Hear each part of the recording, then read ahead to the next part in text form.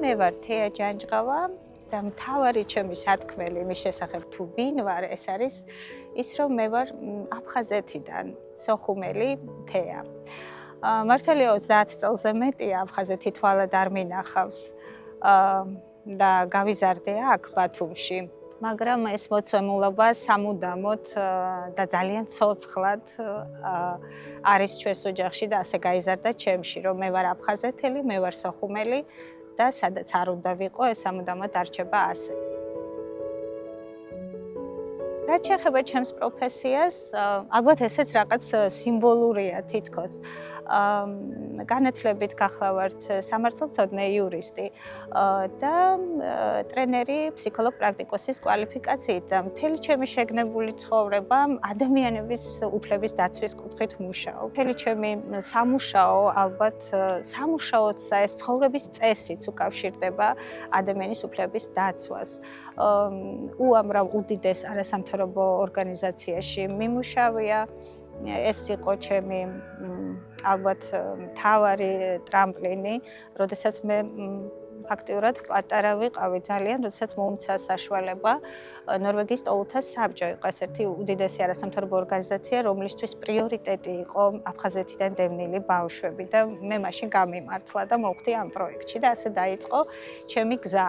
უმნიშვნელოვანესი არის ის, რომ ჩართული ვარ სახალხო დიპლომატიის ისეთ პროექტებში, სადაც სახალხო დიპლომატია არის პრიორიტეტი, რა თქმა უნდა, ეს ხდება არა ღიად დახურულად, მაგრამ ეს არის უმნიშვნელოვანესი იმისთვის, რისთვისაც ჩვენ ვიბრძვით ხო ფაქტიურად. ასევე რასაც მინდა ხაზი გაუსვა,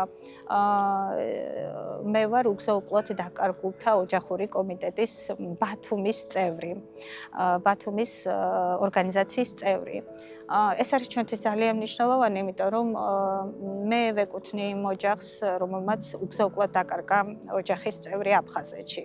ჩვენ დღემდე არ ვიცით როგორ რა ვითარებაში დაიკარგა ჩვენი ოჯახის წევრი. ბებია ამასთან დაკავშირებით წითელი ჯვარი მოგეხსენებათ, რომ ძალიან აქტიურად მუშაობენ და სწორედ წითელი ჯვრის ქუდის ქვეშ შეიქმნა ეს ორგანიზაცია. უგზო-უკვლოდ დაკარგულთა მოძიებაში ბუნებრივია ჩვენ ფიზიკურად არ ვართ ჩართული, ამ შემთხვევაში ჩვენ ვართ საინფორმაციო ხიდები.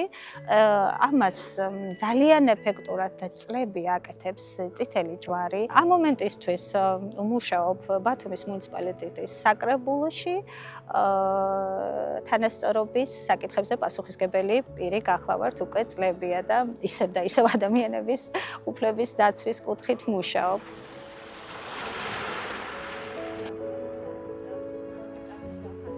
საკმაოდ პატარა ვიყავი, რა თქმა უნდა, ძალიან მსლად არა, მაგრამ მიუხედავად იმ პატარა ასაკისა, რაღაცეები მკაფიოდ მახსოვს.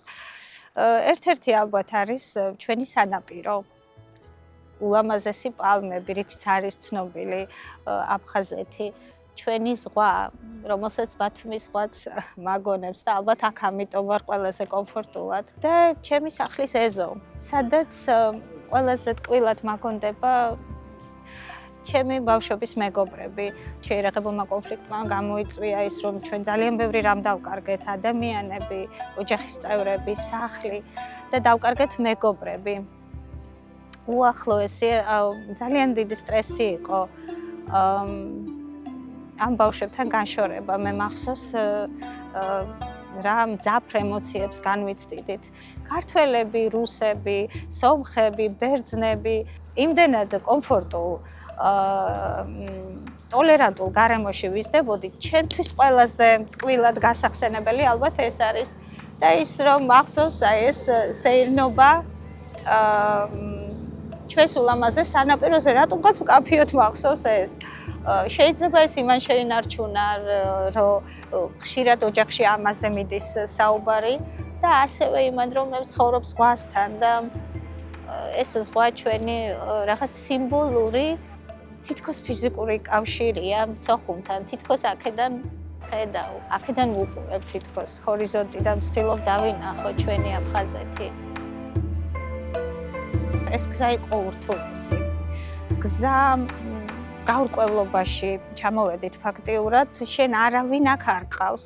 ხარ მარტო, შენით უნდა გადარჩეს, თუ ვინმე ყავს, ისინიც დევნილები არიან და ვერაფრით ვერ დაგეხმარებიან. ანუ ამ შემთხვევაში სირთულეს ესეც იწევდა. მოგვიწია ამ ბრძოლის გავლა მორალურადაც, ფიზიკურადაც. რა თქმა უნდა, ძალიან ბევრი ვერ უძლებდა ამას. ჩვენ ვხედავდით ჩვენ ერთმანეთს გვერდში ვედექით. მაშინ ჩვენ ცხოვრობდით დევნილთა ჩასახლებაში. სასტუმროებში ასახლებდნენ ხოლმე, ამით სახელმწიფო ეხმარებოდა დევნილებს. ძალიან ბევრი რამის გამოვლა მოგვიწია. მაგრამ ჩვენ შევძელით და მოვახდინეთ ინტეგრაცია, განსაკუთრებით კიდევ ერთხელ ვიმეორებ. ჩემს სასაკში ეს ალბათ ცოტა უფრო იოლი იყო. თუმცა ჩემი მშობლებისთვის და მათი მშობლებისთვის ეს ძალიან რთული იყო და დღემდე ალბათ მაინც არის რაღაცეები, რაც ჯერ კიდევ რჩება პრობლემად, მიუხედავად იმისა, რომ ინტეგრაცია მოვახდინეთ. ჩვენ ისე ვართ ერთმანეთზე გადაჯაჭვული, ჩვენ იმდენად მნიშვნელოვანი რამ გვაერთებს, გვაერთიანებს, ეს არის იდენტობა და ეს არის მშვიდობის სურვილი. ამიტომ ჩვენ არ გვაქვს უფლება, რომ ეხლა აღმართოთ კედლები, ჩვენ დავაშენოთ ხიდი.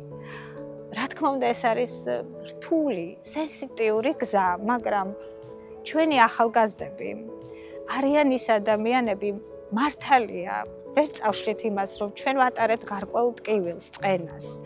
მაგრამ ჩვენ არ უნდა ვიყოთ ტკივილის მატარებლები მხოლოდ. ჩვენ უნდა ვიყოთ ადამიანები და განსაკუთრებით ახალგაზრდები, ვინც ააშენებენ უკეთეს მომავალს.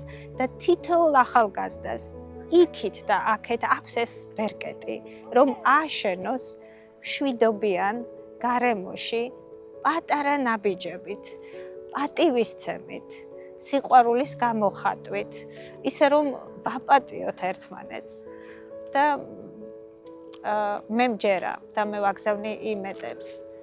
ჩვენ აუცილებლად დავიბრუნებთ ერთმანეთს. მე მგონი ეს გარდაუვალია.